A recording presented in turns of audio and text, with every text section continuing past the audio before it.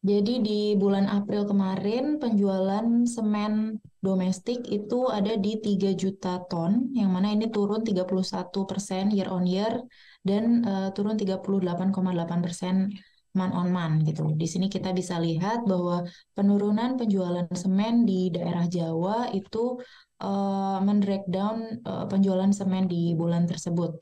Kemudian penjualan untuk daerah di luar Jawa itu juga turun, tapi tidak sedalam penurunan di Jawa.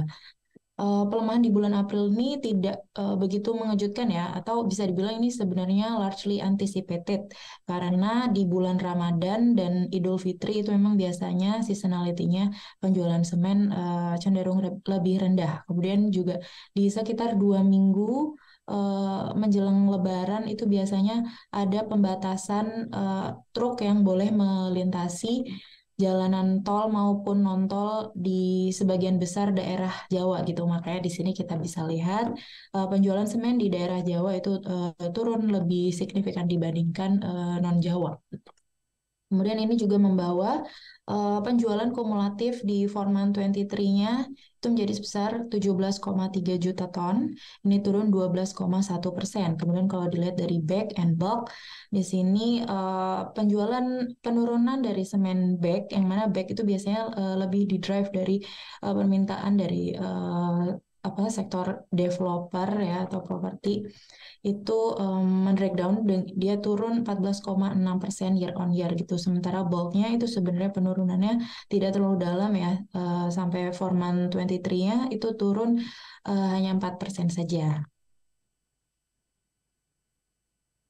Nah, kemudian di sini kita melihat INTP ini gaining market share ya, karena penurunannya tidak sedalam penurunan dari industri gitu. Penjualan semen di bulan Aprilnya itu turun 12,3% year on year, kemudian kumulatif Forman 23-nya itu uh, turun 0,1% atau bisa dikatakan flat.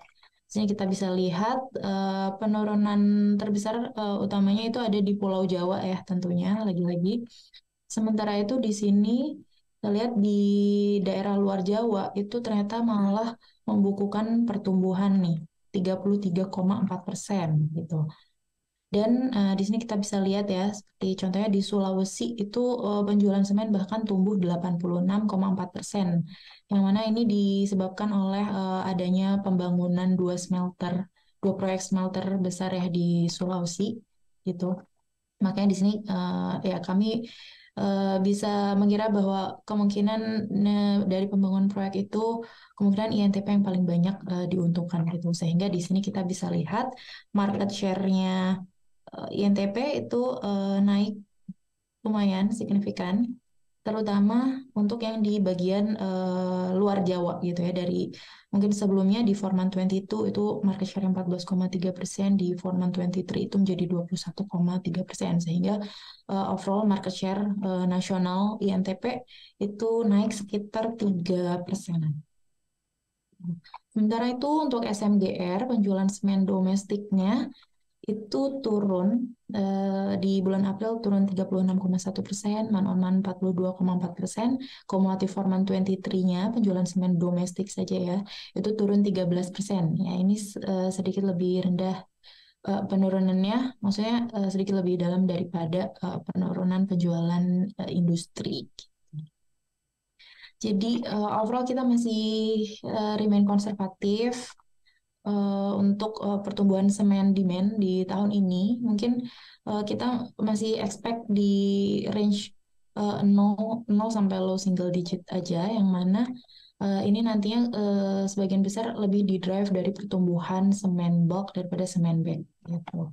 Nah, kemudian karena ini Ramadan dan juga season Idul Fitri sudah berakhir, maka kita mengantisipasi akan adanya recovery volume di kuartal 2 dan ke depannya gitu ya. Apalagi menjelang election 2024 itu biasanya akan ada percepatan pembangunan infrastruktur begitu. Jadi kita expect ke depannya ini akan ada recovery dari sales volume semen secara keseluruhan gitu. Jadi overall kita masih maintain overweight di sektor ini dengan preferred pick-nya INTP gitu. Sekian dari kami. Terima kasih.